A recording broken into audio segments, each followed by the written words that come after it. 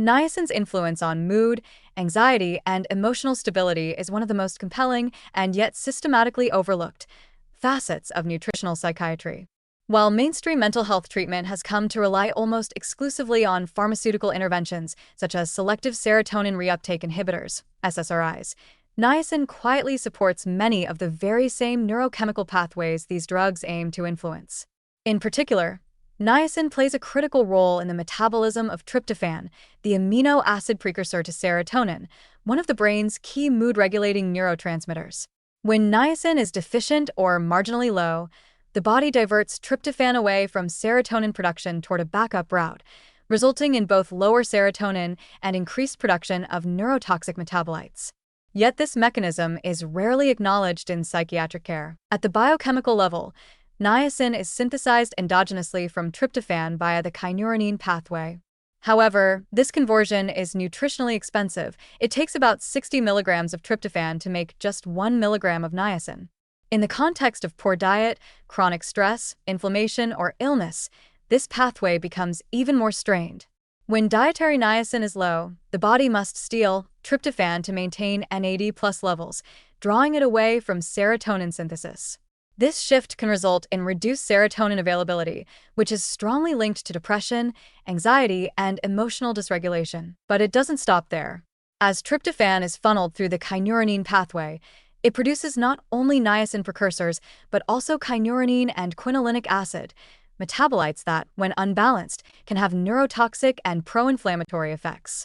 Elevated quinolinic acid levels have been observed in patients with major depressive disorder, schizophrenia, and neurodegenerative diseases, suggesting that this pathway, often activated in niacin-deficient or chronically inflamed individuals, may play a direct role in mood disorders. Supporting niacin levels can help stabilize this pathway, sparing tryptophan for serotonin and reducing neuroinflammation in the process. Additionally, NAD+ itself, derived from niacin, is crucial for mitochondrial energy production in neurons.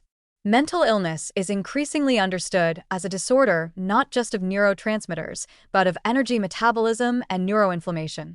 Brain cells under metabolic stress become less efficient, more prone to oxidative damage, and less capable of managing emotional and cognitive workload.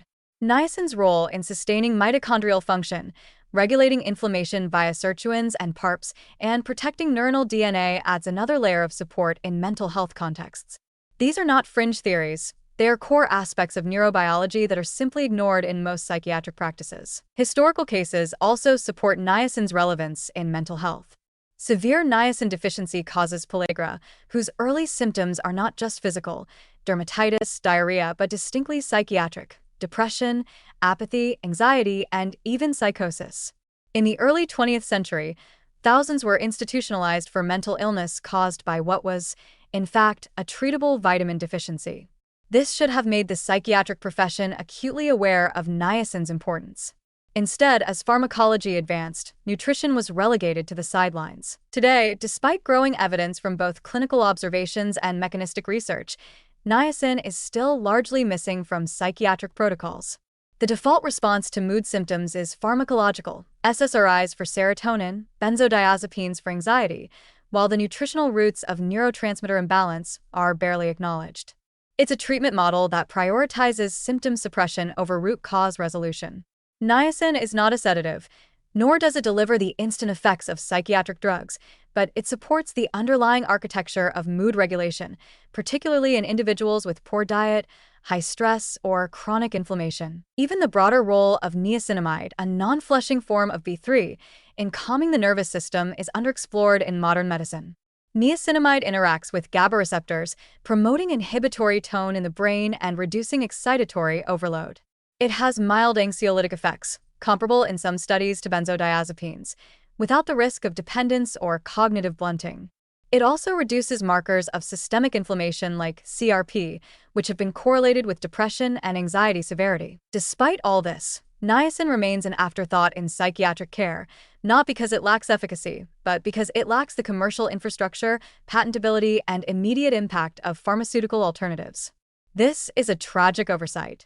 For many individuals, especially those with diet-related deficiencies, chronic stress, or subtle inflammation, addressing niacin status could provide profound mental health benefits without side effects, withdrawal symptoms, or long-term dependency. In short, niacin is more than a metabolic cofactor.